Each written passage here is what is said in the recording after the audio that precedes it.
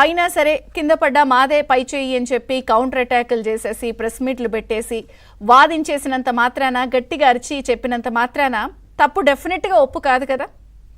ఇప్పుడు ఆంధ్రప్రదేశ్లో టీటీడీ కల్తీ లడ్డు వ్యవహారంలో వైసీపీ ఇదే పద్ధతిని ఎంచుకుంది. గట్టిగా అరిచి ప్రెస్ మీట్లు పెట్టేసి ఇదేంటి అదేంటి అని చెప్పినంత మాత్రాన డెఫినెట్గా చేసిన తప్పైతే ఒప్పవదు కదా. ఒక సినిమా ఉంటుంది, ఒక సినిమాలో హీరో ఏం చేస్తాడంటే ఎడాపెడా ఏం చేసినా అడిగేదెవడరా అంతా నా ఇష్టం, చెడామడా చెలరేగిపోయినా నన్నెవడరా అడిగేది అంతా నా ఇష్టం, నేను ఇలా చెప్తా అలా చెప్తా అసలు నన్ను ఎవడ అడుగుతాడు అని చెప్పి తన పిచ్చినంతా కూడా ఆ పాట రూపంలో ప్రదర్శిస్తూ ఉంటాడు. చూసే వాళ్ళందరూ కూడా వీడు పిచ్చోడని నవ్వుకుంటూ ఉంటారు. నిజంగా ఆంధ్రప్రదేశ్లో కల్తీ లడ్డు వ్యవహారంలో స్పష్టంగా రిపోర్ట్స్ కనిపిస్తున్నాయి.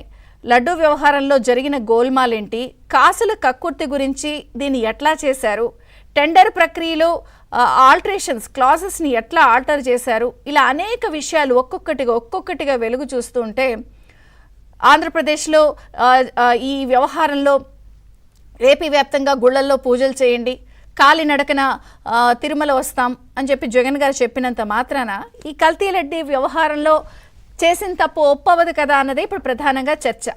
అయితే ఈ కల్తీ లడ్డు వ్యవహారంలో అనేక రకమైనటువంటి గోల్మాల్లు సంచలన విషయాలు బయటకు వస్తున్నాయి. కొంచెం నేను మీకు ఒక్కొక్కటిగా ఎక్స్ప్లెయిన్ చేసే ప్రయత్నం చేస్తాను. అసలు నెయ్యి సరఫరాలోనే భారీ గోల్మాల్ జరిగింది అన్నది ఇప్పుడు పెద్ద చర్చనీయాంశం. ఎందుకంటే కొన్ని సంచలన విషయాలు బయటకు వస్తున్నాయి. అదేంటంటే ఏఆర్ డైరీకి సంబంధించి వాళ్ళు టెండర్ ప్రక్రియ ద్వారా సరఫరాని తెచ్చుకున్నారు. కానీ ఏఆర్ ఫుడ్స్ ఎవరైతే తెచ్చుకున్నారో వాళ్ళ కంపెనీ దుండిగల్లో ఉంది. సో అంటే తిరుపతికి ఒక 500 కిలోమీటర్ల దూరంలో ఉంది. అయితే ఇక్కడి నుంచి అసలు గోల్మాల్ మొత్తం స్టార్ట్ అయ్యి అనేక రకాల అనుమానాలకి తావివ్వడం, అసలు టెండర్ ప్రక్రియకి సంబంధించిన నియమ నిబంధనలు క్లాజెస్ అన్నీ కూడా వీళ్ళకి కట్టబెట్టేందుకే ఆల్టరేషన్స్ చేశారా అన్నది కూడా కొన్ని విషయాలు వెలుగులోకి వస్తున్నాయి. అది ఎలా అంటే దాదాపుగా 8 ట్యాంకర్ల సరఫరా విషయంలో ఏదైతే ఏఆర్ ఫుడ్స్కి సంబంధించి జూన్ 12 నుంచి జూలై 12 మధ్య ఆ సంస్థ పేరిట 8 ట్యాంకర్ల నెయ్యి తిరుమలకి చేరింది. సో 4 వేర్వేరు ముందస్తుగా సిద్ధం చేసుకున్న ట్యాంకర్ల ద్వారా నెయ్యి సరఫరా అయ్యింది. అయితే ఇక్కడే అసలు విషయం ఉంది.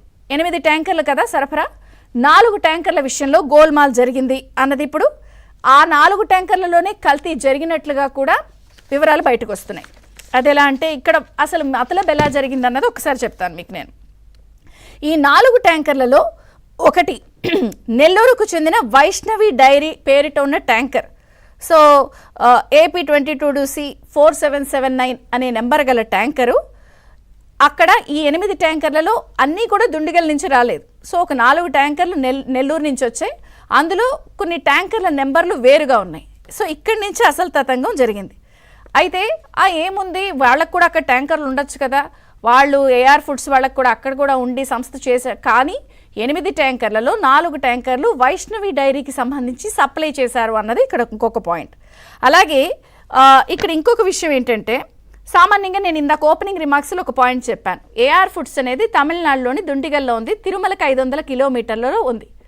సో ఇక్కడ ఏం జరిగిందంటే, ఈ తమిళనాడు రిజిస్ట్రేషన్తో ఉన్న ఈ ట్యాంకర్ ద్వారా 48 గంటల వ్యవధిలో 2 ట్రిప్పులు వేసేసి నెయ్యిని అన్లోడ్ చేసి తీసుకొచ్చేయడం జరిగింది. సో ఒక 500 కిలోమీటర్ల దూరంలో ఉన్నటువంటి ఒక బండి దుండిగల్ వెళ్ళి తిరుమల వచ్చి సప్లై చేయడానికి కూడా ఖాళీ ట్యాంకర్ వెళ్ళటానికి అయితే ఒక 10 గంటలు పడుతుంది. లోడ్ చేసుకుని అక్కడ మళ్ళీ ఖాళీ ట్యాంకర్ వెళ్ళిన తర్వాత అది క్లీనింగ్ చేసి మళ్ళీ లోడ్ చేసి ఇక్కడికి సరుకుతో వచ్చింది రావడానికి ఇంకా ఎక్కువ టైం పడుతుంది. అయితే సో జూలై 6వ తేదీన వీళ్ళు వెళ్ళడం రావడం అన్నీ చేసేయడం కూడా జరిగిపోయింది. 4వ తేదీన వచ్చిన బండే సరుకును అప్లోడ్ చేసి అసలు ఎప్పుడు డుండిగల్ వెళ్ళింది, ఎప్పుడు అక్కడ ఫిల్ చేసుకుంది, ఎప్పుడు వచ్చేసింది అంటే చెక్క చాలా స్పీడ్గా లోడింగ్ అన్లోడింగ్ అనేవి ఈ బళ్ళు చేసేసినాయి. అంటే ఖాళీ బండి వెళ్ళడం అంటే మధ్యలో ఏం జరిగింది అన్నదే ఇక్కడ చర్చ. అంటే 4వ తేదీన వచ్చిన ట్యాంకర్ అన్లోడింగ్ తర్వాత ఖచ్చితంగా డుండిగల్కి వెళ్ళలేదు అన్నదే ఇక్కడ ప్రధానమైన పాయింట్. మరి ఏం జరిగింది అంటే, నెల్లూరులో ఉన్నటువంటి వైష్ణవి డైరీకి సంబంధించిన వాళ్ళ ట్యాంకర్ ఇక్కడ ఆ ఏఆర్ ఫుడ్స్ వాళ్ళు ఈ డుండిగల్కి సంబంధించిన ఆ కంపెనీతో పాటు నెల్లూరులో ఉన్న వైష్ణవి డైరీ వాళ్ళు ముందే ఒప్పందం చేసుకున్నారా అన్నది కూడా ఇంకొక పాయింట్. పైగా 6వ తేదీన ఎంఆర్ డైరీ పేరిట మొత్తం 2 ట్యాంకర్లు వచ్చాయి. అందులో ఒకటి తమిళనాడు రిజిస్ట్రేషన్ బండి, రెండవది వైష్ణవి డైరీ పేరిట ఉన్న బండి. అంటే ఈ 2 ట్యాంకర్లలోనే ప్రధానంగా నెయ్యి కల్తీ జరిగింది. అయితే మీకు అనిపించవచ్చు ఈ వైష్ణవి డైరీ అసలు ఎక్కడ సీన్లోకి వచ్చింది ఏంటి ఇదంతా అంటే, ఇక్కడ కొన్ని ప్రశ్నలు వస్తున్నాయి. ఏంటి, కాంట్రాక్టర్ ఎవరిది, సరఫరా చేసింది ఎవరు అంటే, ముందే కాంట్రాక్ట్ పొందడానికే కొన్ని నిబంధనలు నేను ఇందాక ఓపెనింగ్లో కొన్ని మాటలు అన్నాను. ఏమని, కొన్ని జీవోలు కూడా తయారు చేశారు. సో కెపాసిటీకి లేకపోతే సరఫరా చేసే సీన్ లేకపోయినా కూడా టెండర్ ప్రక్రియ పొందినప్పుడు డెఫినెట్గా సరఫరా చేయాలి. కాబట్టి ముందే ఆ లోకల్గా ఉన్నటువంటి డైరీస్తో ఒప్పందం చేసుకున్నారా అన్నది ఇంకొక పాయింట్. ఎందుకంటే నిన్న ఇవాళ కూడా మనం చూసాం, ఈ టెండర్ ప్రక్రియకి సంబంధించి కెపాసిటీ లేదు ఆ ఏఆర్ ఫుడ్స్కి, అయినా కూడా టెండర్ ఎలా వచ్చింది, లేదా వాళ్ళకి ఇంత టర్న్ ఓవర్ ఉండాలి, ఇంత కెపాసిటీ ఉండాలి అని చెప్పినప్పుడు ఆల్రెడీ టెండర్ పొందారు. కాబట్టి లోపాయికారి ఒప్పందంగా మధ్య మార్గంగా టెండర్ వెళ్ళడానికి ముందే ఆ లోకల్ డైరీతో ఈ ఏఆర్ ఫుడ్స్ వాళ్ళు కలిసి ముందే ఒప్పందం చేసుకుని సప్లై ఇక్కడి నుంచి లోకల్గా, అంటే టైము సేవ్ అయిపోతూ ఉంటుంది, వాళ్ళు అడిగినప్పుడు తిరుమల వాళ్ళు వీళ్ళు ఇచ్చేయడానికి పాసిబిలిటీ ఉంటుంది, డబ్బులు మిగులుతుంది. అంటే ఇక్కడ కాసులు కక్కుర్తో ఒక పాయింట్, మధ్య మార్గంగా ముందే వేరే కంపెనీతో ఒప్పందం చేసుకోవడం. అంటే ఈ ప్రశ్నలు ఎందుకు వస్తున్నాయంటే, 2-3 డైరీలు ముందే సిండికేట్ అయ్యి నెయ్యి కాంట్రాక్ట్ని దక్కించుకున్నాయా, పాయింట్ నెంబర్ 1. అలాగే ఆనాటి ప్రభుత్వ పెద్దలు టీటీడీ పెద్దలకి ఈ విషయం తెలిసినా కూడా సో ఈ రూల్స్ అన్నిటి కోసమే టెండర్ ప్రక్రియలో ఉన్నటువంటి రూల్స్ని, క్లాజెస్ని ఆల్టర్ చేశారా, అతి తక్కువ ధరకు సరఫరా చేస్తామని అంగీకరించడం వెనుకున్న పాయింట్ ఇదే. ఎందుకంటే వీళ్ళు కుమ్మక్కైపోయినప్పుడు రివర్స్ టెండరింగ్లో సో మధ్య మార్గంగా ఇక్కడ లోకల్ డైరీ సప్లై చేసేస్తే ఆ రేటు గిట్టుబాటు అయ్యే పాసిబిలిటీ ఉంటుంది, డబ్బులు మిగులుతాయి, అలాగే పెద్దలకి కూడా ఇందులో వాటాలు వెళ్ళే అవకాశం ఉంటుంది. సో రివర్స్ టెండరింగ్ పేరిట అప్పటిదాకా ఉన్న నందినిని తప్పించి కొత్త వారిని తేవడంలో ఉన్న ముఖ్య ఉద్దేశం క్లాజెస్ ఆల్టర్ చేయడం కానీ, ఏఆర్ ఫుడ్స్కి కాంట్రాక్ట్ కట్టబెట్టడం వెనుకున్న తతంగం కానీ, ఈ నెయ్యి సరఫరాలో ఈ ట్యాంకర్ల ఎక్స్చేంజ్ విషయంలో కానీ, లేదా ఈ నెంబర్ 8 ట్యాంకర్లు వెళితే 4 ట్యాంకర్లకు వేరే నెంబర్ ఉండటం కానీ, ఇవన్నీ స్పష్టంగా చూస్తుంటే ఖచ్చితంగా కాసుల కక్కుర్తి గురించి ఒక పకడ్బందీ ప్లాన్తో ముందే రూల్స్ మార్చడం, అనుకూలంగా చేయడం, ఎవరికి ఇవ్వాలో వాళ్ళకి సంబంధించిన క్లాజెస్ పెట్టడం, ఈ తతంగం అంతా జరిగిందా అన్నది ఒక చర్చ. అయితే ఇన్ని విషయాలు ఒక్కొక్కటిగా బయటకు వస్తున్నాయి. ప్రభుత్వం లడ్డీ కుట్రను ఛేదించేందుకు కూడా ఇప్పటికే సిట్ సభ్యులకు డీజీపీ దిశానిర్దేశం చేశారు, చాలా వేగంగా జరుగుతున్నాయి. అయినప్పటికీ కూడా కింద పడ్డ మాదే చెయ్యి పై చెయ్యి అన్నట్టు జగన్ గారు పోటీ పూజలు చేయడానికి, అలాగే కాలి నడకన తిరుమల వెళ్ళడం వెనుక కూడా ఏదన్నా ఒక సీన్ స్టంట్ క్రియేట్ చేసే అవకాశం ఉందా అన్నది ప్రధానంగా చర్చ కనిపిస్తోంది. ఏఆర్ ఫుడ్స్పై ఇప్పటికే క్రిమినల్ కేసులు నమోదయ్యాయి. ఇవి కాకుండా ఇంకొక కొత్త విషయాలు ఏమిటి అంటే, కేవలం తిరుపతి కల్తీ లడ్డు వ్యవహారమే కాకుండా ఈ 2-3 రోజుల్లో ఇంద్రకీలాద్రికి సంబంధించిన ప్రసాదాల తయారీ విషయంలో కూడా నాసిరకం వస్తువులు వాడుతున్న అంశం కూడా ఇప్పుడు సంచలనం కలిగిస్తోంది.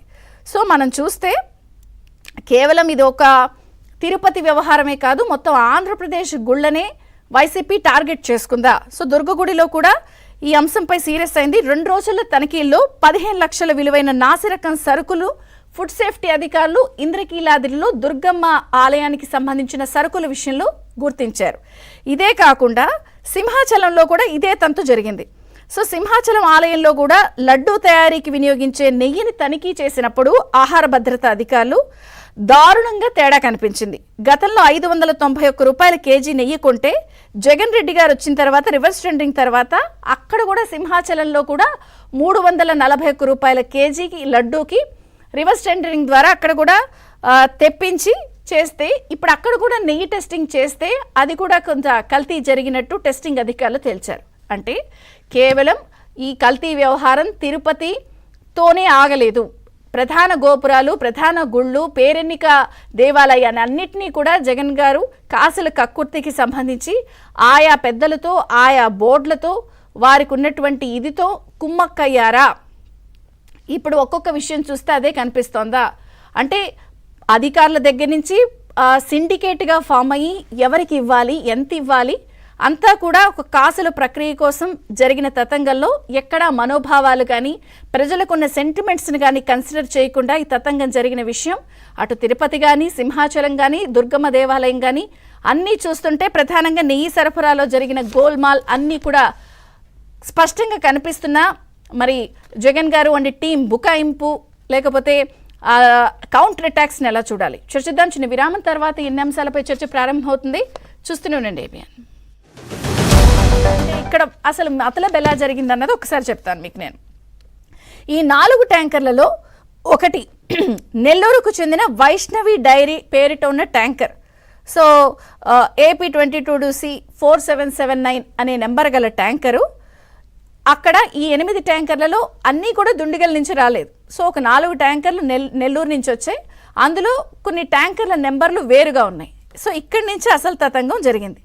అయితే ఏముంది, వాళ్ళకు కూడా అక్కడ ట్యాంకర్లు ఉండొచ్చు కదా, వాళ్ళు ఏఆర్ ఫుడ్స్ వాళ్ళకు కూడా అక్కడ కూడా ఉండి సంస్థ చేశారు. కానీ 8 ట్యాంకర్లలో 4 ట్యాంకర్లు వైష్ణవి డైరీకి సంబంధించి సప్లై చేశారు అన్నది ఇక్కడ ఇంకొక పాయింట్. అలాగే ఇక్కడ ఇంకొక విషయం ఏంటంటే, సామాన్యంగా నేను ఇందాక ఓపెనింగ్ రిమార్క్స్లో ఒక పాయింట్ చెప్పాను. ఏఆర్ ఫుడ్స్ అనేది తమిళనాడులోని దుండిగల్లో ఉంది, తిరుమలకి 500 కిలోమీటర్లలో ఉంది. సో ఇక్కడ ఏం జరిగిందంటే, ఈ తమిళనాడు రిజిస్ట్రేషన్తో ఉన్న ఈ ట్యాంకర్ ద్వారా 48 గంటల వ్యవధిలో 2 ట్రిప్పులు వేసేసి నెయ్యిని అన్లోడ్ చేసి తీసుకొచ్చేయడం జరిగింది. సో ఒక 500 కిలోమీటర్ల దూరంలో ఉన్నటువంటి ఒక బండి దుండిగల్ వెళ్ళి తిరుమల వచ్చి సప్లై చేయడానికి కూడా ఖాళీ ట్యాంకర్ వెళ్ళటానికి అయితే ఒక 10 గంటలు పడుతుంది. లోడ్ చేసుకుని అక్కడ మళ్ళీ ఖాళీ ట్యాంకర్ వెళ్ళిన తర్వాత అది క్లీనింగ్ చేసి మళ్ళీ లోడ్ చేసి ఇక్కడికి సరుకుతో వచ్చింది రావడానికి ఇంకా ఎక్కువ టైం పడుతుంది. అయితే సో జూలై 6వ తేదీన వీళ్ళు వెళ్ళడం రావడం అన్నీ చేసేయడం కూడా జరిగిపోయింది. 4వ తేదీన వచ్చిన బండే సరుకును అప్లోడ్ చేసి అసలు ఎప్పుడు డుండిగల్ వెళ్ళింది, ఎప్పుడు అక్కడ ఫిల్ చేసుకుంది, ఎప్పుడు వచ్చేసింది అంటే చకచక చాలా స్పీడ్గా లోడింగ్ అన్లోడింగ్ అనేవి ఈ బళ్ళు చేసేసినాయి. అంటే ఖాళీ బండి వెళ్ళడం అంటే మధ్యలో ఏం జరిగింది అన్నదే ఇక్కడ చర్చ. అంటే 4వ తేదీన వచ్చిన ట్యాంకర్ అన్లోడింగ్ తర్వాత ఖచ్చితంగా డుండిగల్కి వెళ్ళలేదు అన్నదే ఇక్కడ ప్రధానమైన పాయింట్. మరి ఏం జరిగింది అంటే, నెల్లూరులో ఉన్నటువంటి వైష్ణవి డైరీకి సంబంధించిన వాళ్ళ ట్యాంకర్ ఇక్కడ ఆ ఏఆర్ ఫుడ్స్ వాళ్ళు ఈ డుండిగల్కి సంబంధించిన ఆ కంపెనీతో పాటు నెల్లూరులో ఉన్న వైష్ణవి డైరీ వాళ్ళు ముందే ఒప్పందం చేసుకున్నారా అన్నది కూడా ఇంకొక పాయింట్. పైగా 6వ తేదీన ఎంఆర్ డైరీ పేరిట మొత్తం 2 ట్యాంకర్లు వచ్చాయి. అందులో ఒకటి తమిళనాడు రిజిస్ట్రేషన్ బండి, రెండవది వైష్ణవి డైరీ పేరిట ఉన్న బండి. అంటే ఈ 2 ట్యాంకర్లలోనే ప్రధానంగా నెయ్యి కల్తీ జరిగింది. అయితే మీకు అనిపించవచ్చు ఈ వైష్ణవి డైరీ అసలు ఎక్కడ సీన్లోకి వచ్చింది ఏంటి ఇదంతా అంటే, ఇక్కడ కొన్ని ప్రశ్నలు వస్తున్నాయి. ఏంటి, కాంట్రాక్టర్ ఎవరిది, సరఫరా చేసింది ఎవరు అంటే, ముందే కాంట్రాక్ట్ పొందడానికే కొన్ని నిబంధనలు నేను ఇందాక ఓపెనింగ్లో కొన్ని మాటలు అన్నాను. ఏమని, కొన్ని జీవోలు కూడా తయారు చేశారు.